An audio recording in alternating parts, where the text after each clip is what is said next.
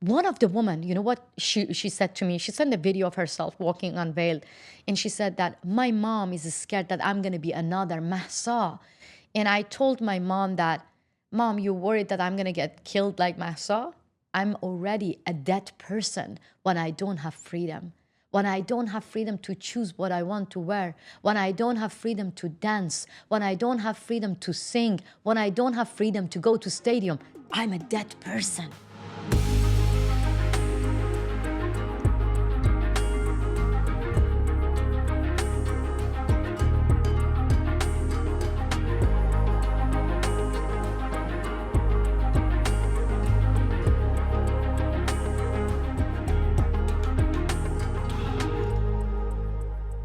It is my distinct privilege to welcome to the podcast author, activist. She's been in the news lately for the darkest of possible reasons, which is that the Iranian government hired 3 people to kill her here in New York City. Masih Alinejad. Welcome, Masih. Thank you so much. Such an introduction, but you forgot to call me a troublemaker for mullahs. Well, you've been a troublemaker for quite some time. You also wrote a book, which I want to say is now in the spotlight, The Wind in My Hair, My Fight for Freedom in Modern Iran.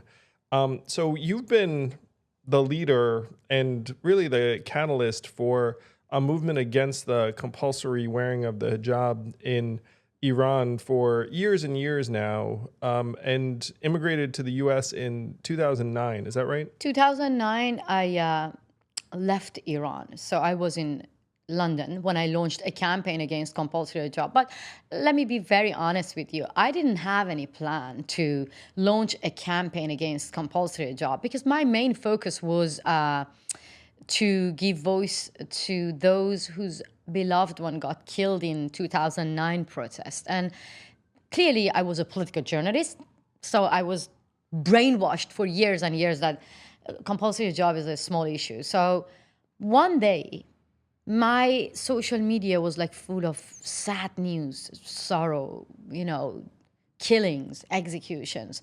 I just published a picture of myself to cheer my audiences up, like to just talk about hope. And the picture was me running in a beautiful street full of blossoms in London.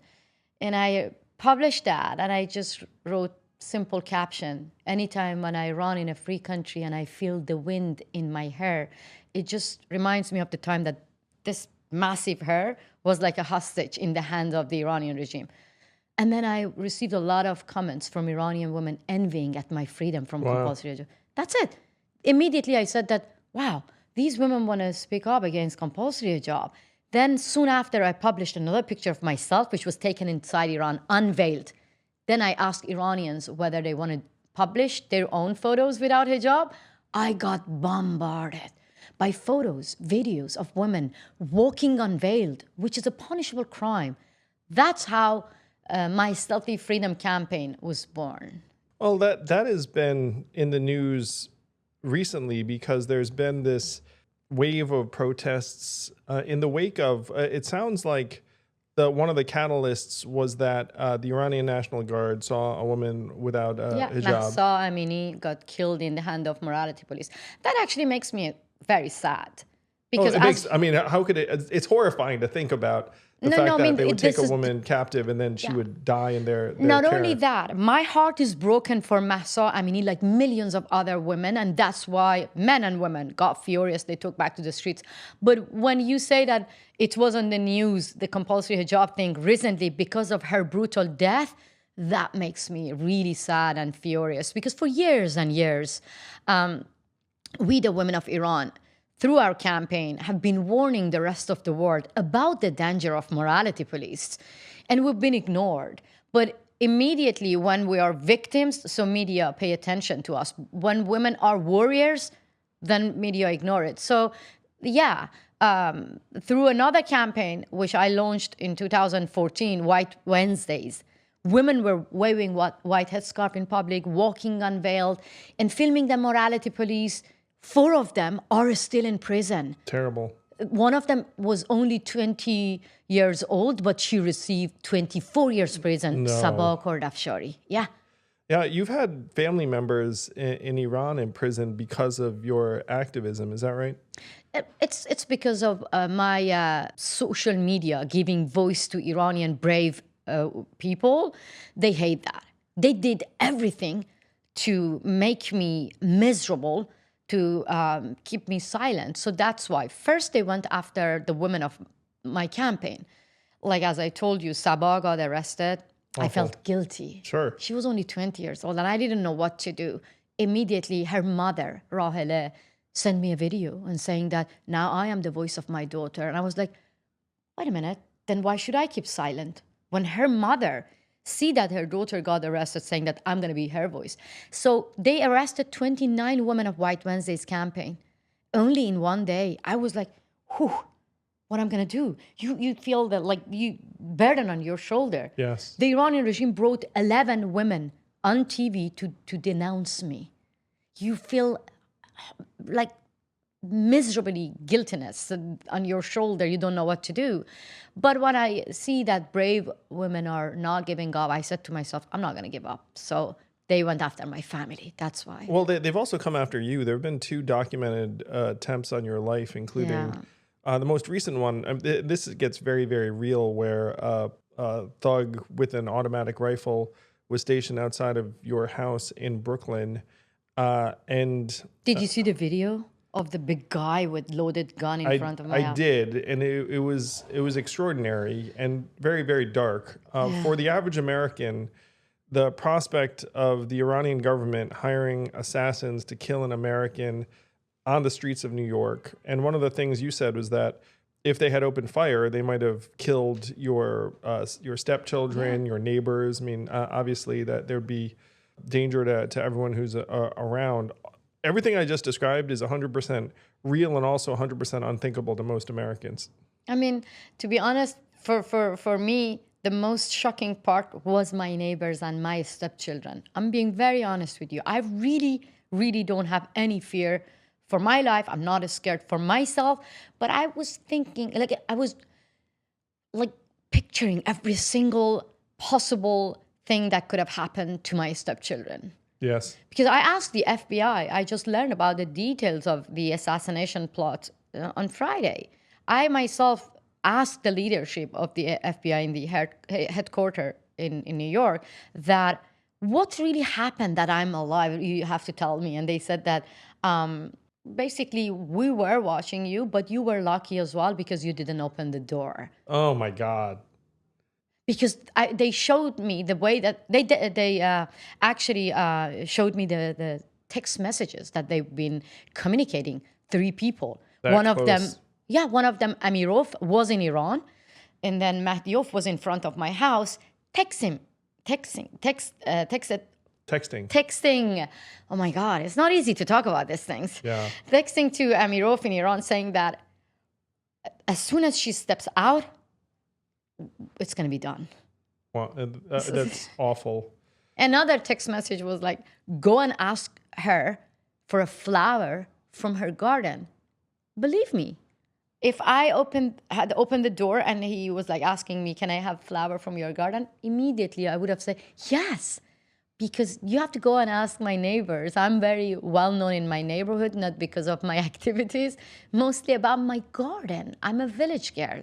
So I grow vegetables, sunflowers, mint, basils, and I offer flower, mint, sunflowers to my neighbors. So I'm known for that. It shows you that the Iranian regime hired private investigators to follow me, to know my my life and everything, my body language, my everything. So that's why it's scary. Because I myself know that many Iranians are being denied visa. How come these terrorists are welcomed here? And how come they're here that close to me?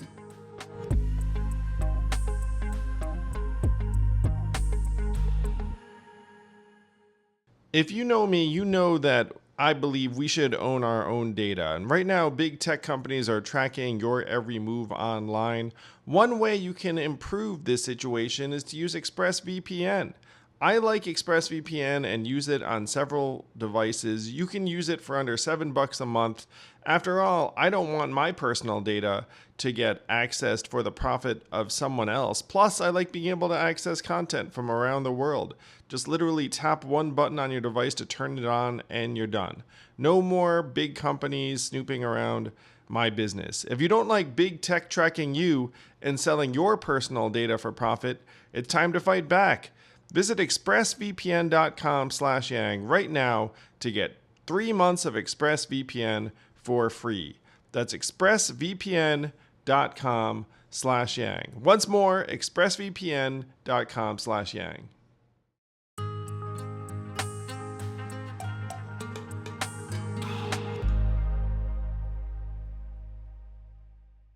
You're incredibly brave. They've clearly been targeting you for years. They've sent assassins to kill you. They have intimidated and imprisoned family members. I understand that now some of them are free on the condition that they never talk to you. My family, yeah. Can you believe that? Like, That's awful. My mom is 72 years old. My mom has nothing to do with my campaign against forced hijab because she wears hijab.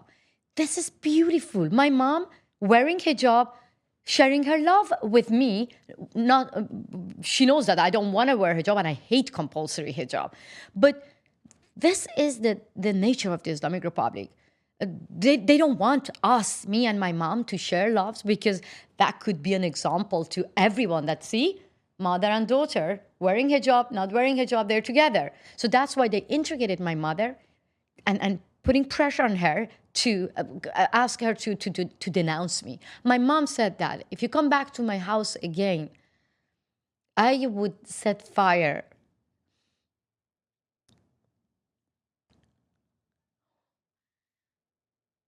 I'd rather kill myself, but I'm not going to denounce my daughter. Oh my gosh. And that's why they arrested my brother and they put him in prison for 2 years. And I cannot believe that in 21st century, I'm talking about, like, why should I be away from my family and why should I...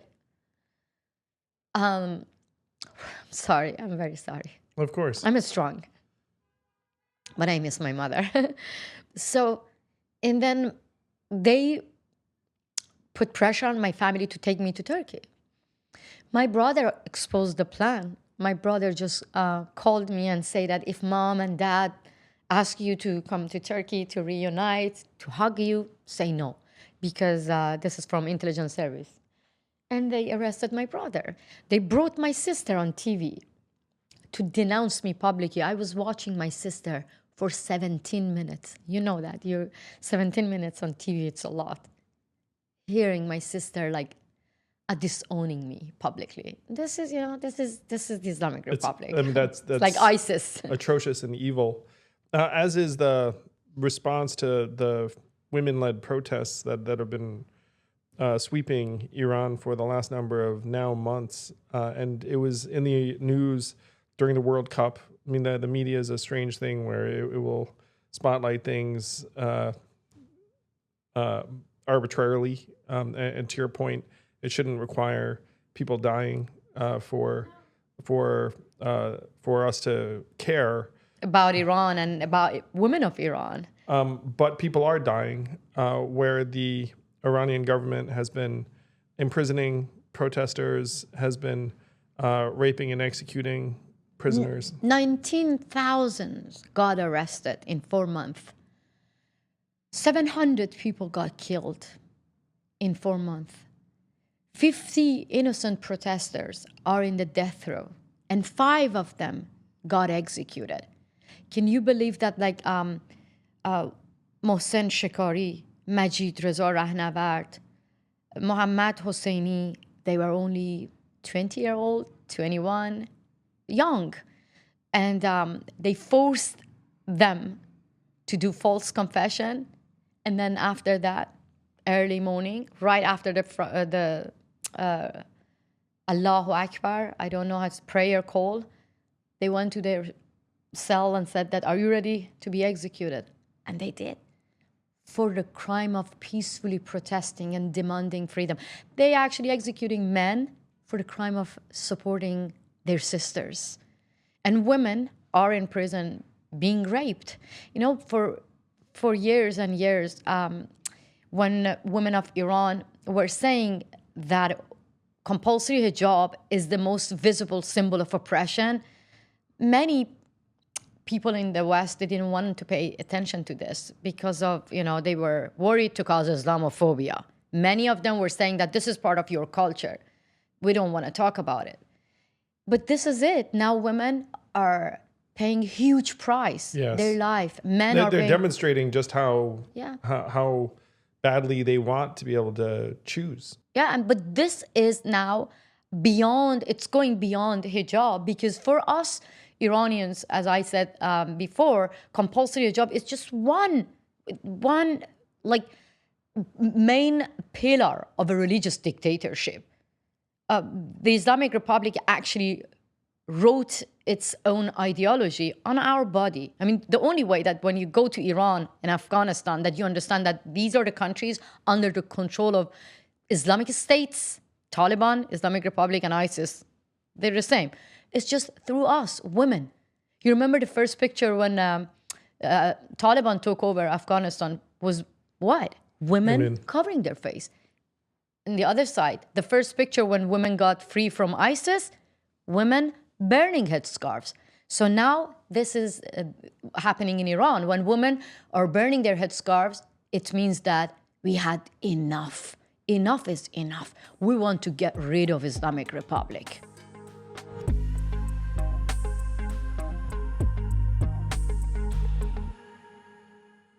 This podcast is sponsored by Helix Sleep. I've always been into sleep as one of the best ways you can invest in your own health. And the way you can sleep better is by getting a new mattress from Helix Sleep. Just take a personalized quiz at helixsleep.com and they will send you a mattress out of their 14 individual mattress types that will give you the sleep of your life. And if you don't like it, you can return it risk-free for up to 100 nights. I know, it's bananas. Helix has been awarded the #1 mattress pick by GQ, Wired, and my kids who seek it out. It's their favorite mattress in the house, and there are some mattresses that, frankly, I spent more money on than the Helix mattress. Helix is offering up to $350 off. That's a bigger amount than ever. All mattress orders and 2 free pillows for our listeners. Go to helixsleep.com/yang. This is their best offer yet, and it won't last long. With Helix, better sleep starts now.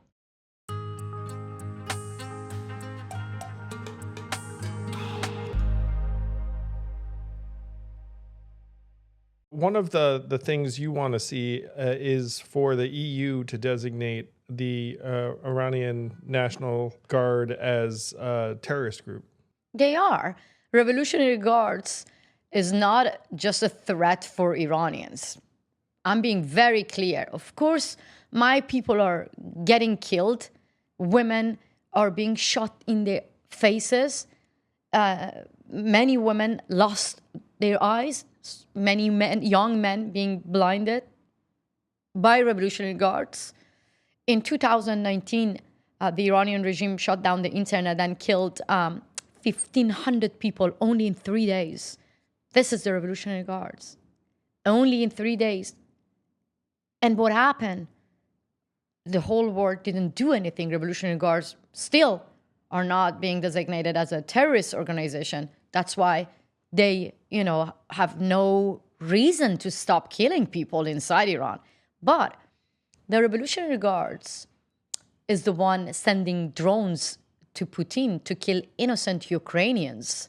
So you see, for us Iranians, it's clear that the Revolutionary Guards is a terrorist organization. But I don't get it. How come that the West isolate Putin, but when it comes to Khamenei, who is helping Putin to kill innocent Ukrainians, then they hesitated to put Revolutionary Guards in the terrorist list? I don't really get that. The Revolutionary Guards is a threat to people in Iraq, in Syria, in Yemen. It's a threat for the whole region. So that's why I asked President Biden for a meeting in person to ask him actually to take the lead, because United States of America put the Revolutionary Guards in the terrorist list, and they have the power. They can actually convince their own allies, the EU, to do the same. Oh, well, certainly you'd be a very compelling figure for the president to meet with, given the price that you and your family have already paid in many ways to make this case for the people of Iran. I'm sure I speak for most any American when I say that I hope that the Iranian people get the freedom that they want. What is happening right now on the ground? Because it seems that the current regime is being very, very heavy-handed and doubling down and tripling down. And yet I've also seen the videos of the protesters in the hundreds, the thousands, young women, children in some cases, like everyday Iranians really risking everything because they want a better way of life. What is happening now, and what could the American people do to help? That's a very good question, because when it comes to politicians, they actually saying that when we see the level of violence is very intense, then we have to pay attention. But look, we are in the middle of revolution, and we see that innocent people, children, teenagers are getting killed. So they have to understand that this revolution has different phases, different forms. The first wave was like massive protests across Iran every day. Another phase is now the well-known athletes in Iran quitting their jobs, saying that we don't want to be part of propaganda tool anymore. Well-known actress, like removing their hijab, saying that we don't want to normalize this regime anymore. This is the first time in our history that we see sense of unity among oppositions inside and outside Iran, sense of unity between Kurds, Baluch, Turk, Arabs, and everywhere, men and women. So, and I strongly believe that now this is the time that oppositions are getting united to have a united front, coalition. And we're trying, actually, I myself working with many opposition figures, opposition leaders, to convince the leaders of G7 to meet with political oppositions. Wow. And recognize this progressive revolution in Iran and isolate the Islamic Republic. Because look, this is 21st century. We, the people of Iran, deserve to have a secular democratic regime. But that's not fair for the leaders of democratic countries to sit down and say that, okay, we're waiting for you to go to the streets and get killed. Change this regime. No, this is not going to happen like this. You have to send a signal when people are getting killed, but you're sending billions of dollars to the same regime through nuclear deal and negotiating with the same murderers. Nothing going to happen. So for me and millions of Iranians, it's clear that we are ready to have an Iran without the Islamic Republic.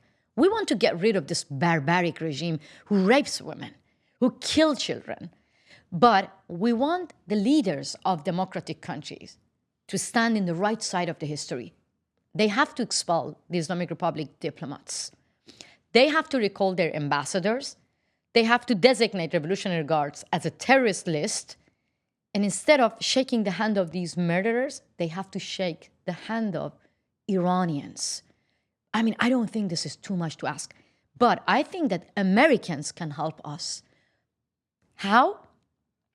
They have to understand that when it comes to Islamic Republic, this should be a bipartisan issue. Yes. I want to give you an example. In my neighborhood, there are people who are supporting Trump, some people supporting President Biden. I see the signs. Yep. And we see people are supporting, they're left, liberals, right-wing. But hey, when it comes to me and my safety, they all give me a hug. They all saying that, Masih, we are with you. Brooklyn is strong. We are united. Because they don't care about my political views. This is a national security issue. This is about the safety of Americans. So it's not about Iranians. Islamic Republic is a threat for America. They say death to America when they want to kill you. Believe me, they never ask you whether you're Republican or Democrat. They kill you anyway. So that is why I strongly believe that my sisters in America, global feminist movement, who were chanting, my body, my choice, where are you? We need your support. You can be allies for the women of Iran and put pressure on President Biden and America's beacon of hope for Iranians. And this is a historical moment. One of the most progressive revolutions is taking place in Iran. Yes. And I think that America can do a lot. They can take the lead the way that they did beautifully to kick out the Islamic Republic from United Nations top women's body. Can you believe that in 21st century, Iranian government had a seat at the United Nations to monitor women's rights globally? So America did that. They can do more. That's why I want to talk in person with President Biden. And I deserve actually to have this opportunity, because I told you before this conversation, the reason that I came here was because I was invited by Obama's administration to interview him, but it was during 2009 Green Movement. So, and he canceled that because they didn't want to support Green Movement. They didn't want to send wrong signal to Islamic Republic. What happened? Obama said, regret. So I'm asking President Biden to support Iranian women now, otherwise you're going to regret.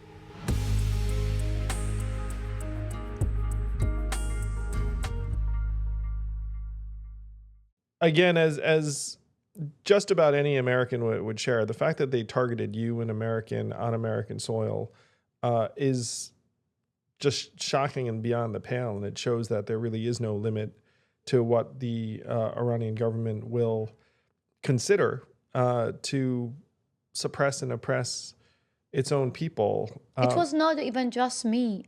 The Iranian regime targeted the former officials here. Mike Pompeo, Brian Hoke, Rudy Giuliani, I think, and many other Iranian dissidents.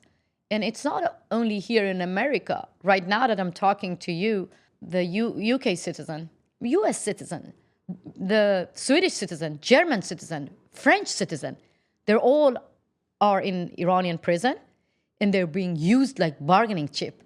That's terrible. So imagine a day that all the leaders of democratic countries get united and ask the Iranian regime, instead of just saying that, okay, let's negotiate. No, the Islamic Republic understand only one language of pressure. Put pressure on them, downgrade your diplomatic relation, and ask the Iranian regime to release all the political prisoners, all the innocent prisoners.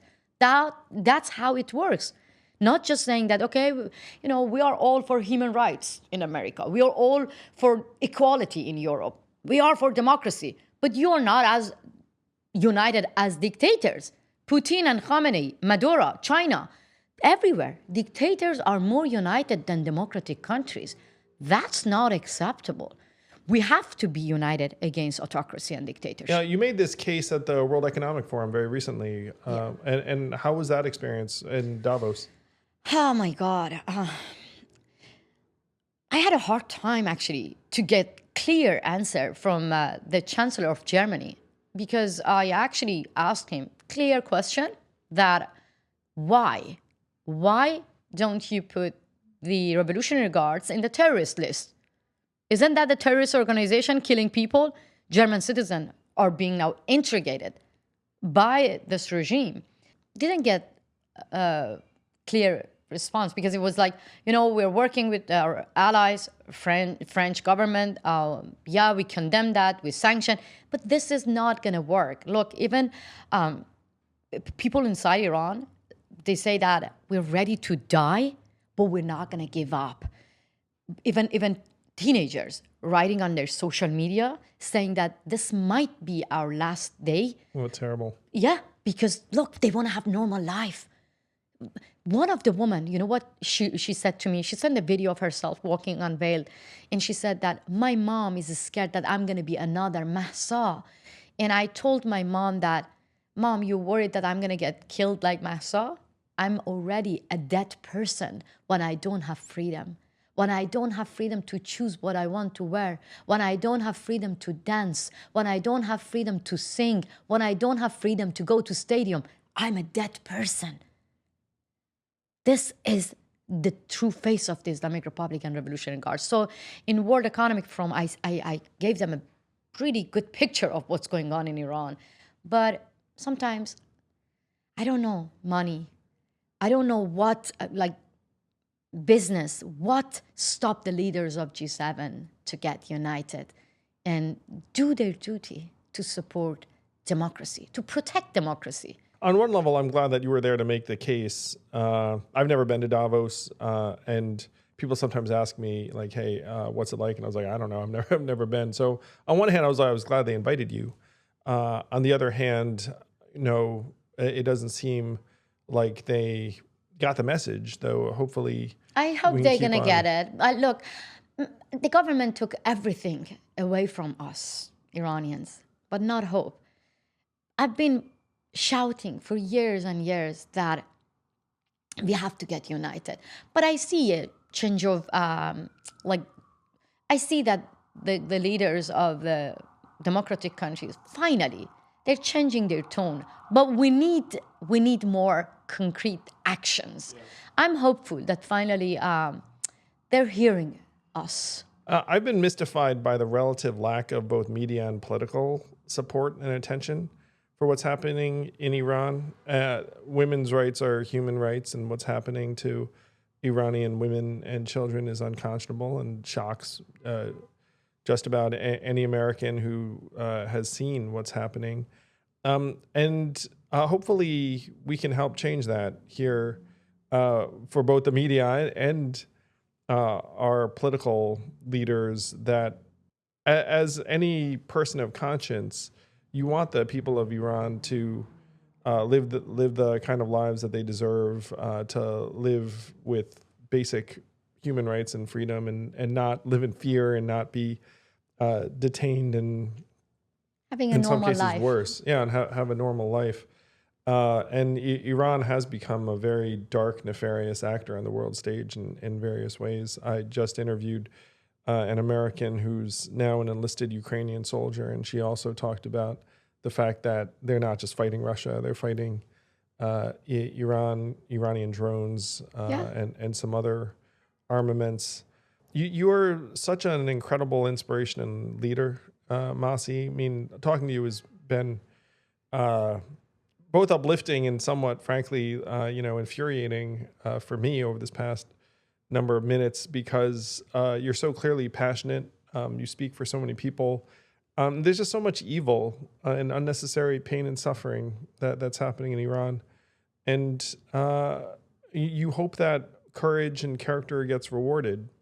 And I hope in this case, on behalf of everyone listening, I'm sure everyone agrees, like I hope that it is rewarded by the sweep of history. Yes, I'm very hopeful.